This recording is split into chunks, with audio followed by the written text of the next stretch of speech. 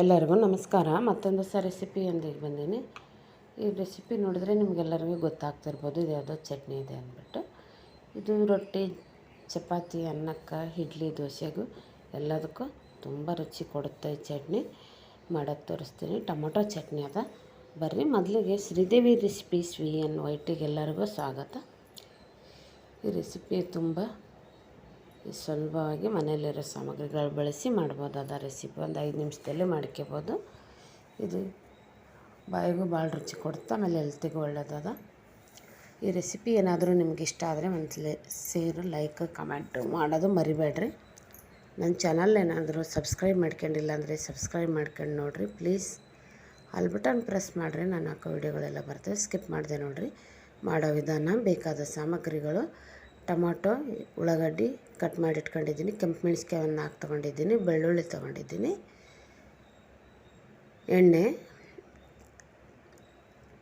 ಜೀರಿಗೆ, ಉಪ್ಪು, ಕರಿಬೇವು, ಅಚ್ಚ ಖಾರದ ಪುಡಿ, ಕೊತ್ತಂಬರಿ,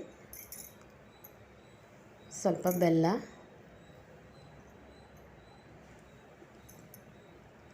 ಅರಿಶಿಣ ಪುಡಿ. ಮಾಡೋ ವಿಧಾನ: ಮೊದಲಿಗೆ ಉಳ್ಳಾಗಡ್ಡಿ ಈ ಥರ ಉದ್ದುದ್ದ ದಪ್ಪಾಗಿ ಕಟ್ ಮಾಡ್ಕೊಳ್ರಿ. ಟಮಾಟನೂ ಈ ಸೈಜಲ್ಲಿ ಕಟ್ ಮಾಡ್ಕೋಬೇಕು.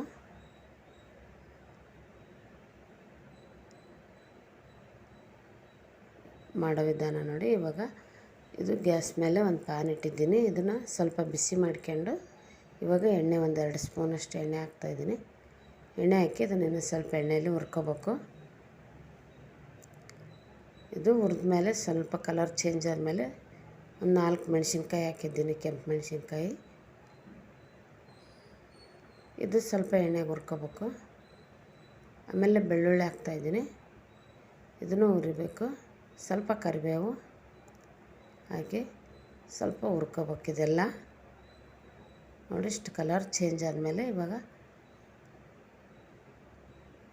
ಕೈ ಆಡಿಸಿ ಇವಾಗ ಟೊಮೊಟೊ ಹಾಕಿದ್ದೀನಿ. ಇದನ್ನು ಸ್ವಲ್ಪ ಎಣ್ಣೆ ಕಡಿಮೆ ಅನಿಸ್ತೈತೆ, ನಾನು ಚೂರು ಎಣ್ಣೆ ಹಾಕಿ ಇದನ್ನು ಸ್ವಲ್ಪ ಹುರ್ಕೋಬೇಕು.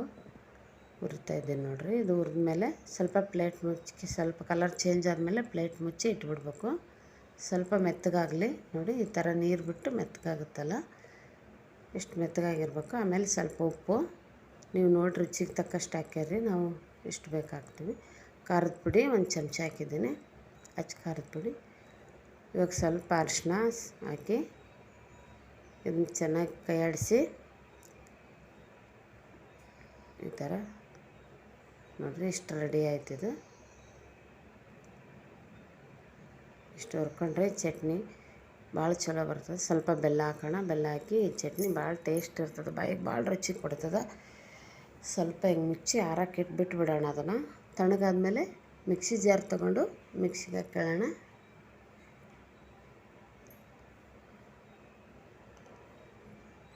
ಇದಕ್ಕೆ ಸ್ವಲ್ಪ ಜೀರಿಗೆ ಹಾಕಿ ಕೊತ್ತಂಬರಿ ಹಾಕಿ ಮಿಕ್ಸಿಗೆ ಹಾಕಿದ್ದೀನಿ ನೋಡಿ. ಚಟ್ನಿ ರೆಡಿ ಆಯ್ತು. ಇದು ದೋಸೆ, ಇಡ್ಲಿ, ಮುದ್ದೆ, ರೊಟ್ಟಿ, ಚಪಾತಿ ಎಲ್ಲದಕ್ಕೂ ತುಂಬ ಒಳ್ಳೆ ಕಾಂಬಿನೇಷನ್ ಅದ. ಈ ಚಟ್ನಿನ ಬಾಯಿಗೆ ಭಾಳ ರುಚಿ ಕೊಡ್ತದೆ. ಬಾಯಿಗೆ ಜ್ವರ ಬಂದು ಬಾಯಿಗೆ ಕೆಟ್ಟಾಗಂಥ ಟೈಮಲ್ಲೆಲ್ಲ ತುಂಬ ಬಾಯಿಗೆ ರುಚಿ ಕೊಡ್ತದೆ. ಈ ಚಟ್ನಿ ರೆಸಿಪಿ ನಿಮಗೆಲ್ಲರಿಗೂ ಇಷ್ಟ ಆಗುತ್ತೆ ಅಂದ್ಕೊಂಡಿದ್ದೀನಿ. ನೀವು ಎಲ್ಲರೂ ಒಂದು ಸಲ ಟ್ರೈ ಮಾಡಿ ನೋಡಿರಿ, ಕಮೆಂಟ್ ಹಾಕ್ರಿ, ನಿಮ್ಮ ಫ್ರೆಂಡ್ಸು ಫ್ಯಾಮಿಲಿಗೆಲ್ಲರಿಗೂ ಶೇರ್ ಮಾಡಿರಿ. ನಾನು ಹಾಕೋ ವಿಡಿಯೋಗಳೆಲ್ಲ ನೋಡಿರಿ, ಸಪೋರ್ಟ್ ಮಾಡಿರಿ, ಪ್ಲೀಸ್ ಸಪೋರ್ಟ್ ಮಾಡಿರಿ. ಧನ್ಯವಾದಗಳು.